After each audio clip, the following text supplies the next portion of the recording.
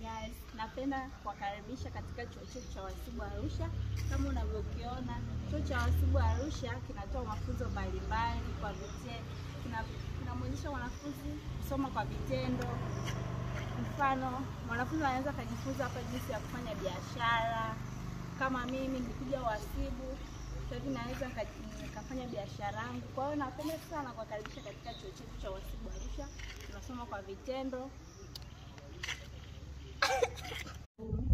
Naitwa Sekunda Zakaria Tesha, natoka katika chuo cha uhasibu Arusha. Nipo hapa mbele zenu kuwafundisha au kuwaelezea wanafunzi wenzangu kuhusu akiba.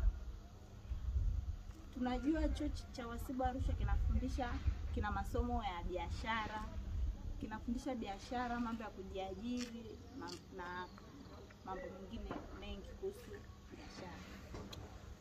Mimi napenda kuwaelezea wanafunzi wenzangu kuhusu akiba. Akiba ni kitu chochote unachokiweka kwa ajili ya baadaye, yani kinakusaidia baadaye. Chuo chetu cha uhasibu Arusha kinafundisha mambo ya biashara, mambo ya uwekezaji.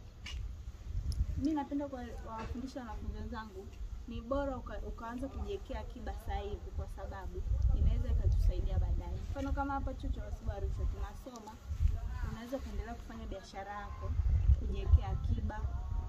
Unasoma huku na unaweka akiba yako baadaye ili baada ya kumaliza chuo iweze kukusaidia. Mimi napenda kuwashauri wanafunzi wenzangu, unaweza ukawa unasoma huku unauza hata peni, karanga, unatembeza. Ili inakusaidia baadaye hata Hi guys, nipo mimi tena.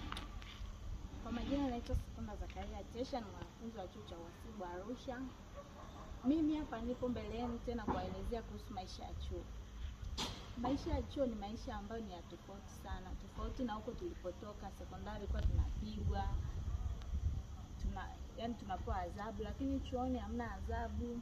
Wewe mwenyewe tu unajichuni. Lakini maisha ya chuo yana tofauti. Kwa sababu gani naweza kusema hivyo? Kwa sababu kuna watu wanatoka kwa walikuwa ni watu ni watu waaminifu, wapole, wenye nidhamu, lakini ukifika chuo unakuta maisha yanabadilika. Ni kwa sababu hivi chuoni unakutana na watu tofauti sana, watu wenye tabia tofauti.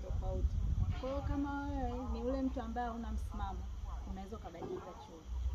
Mimi napenda kuwashauri wanafunzi wenzangu, maisha ya chuo ni maisha ambayo yanatengeneza sisi kuwa mama bora baadaye.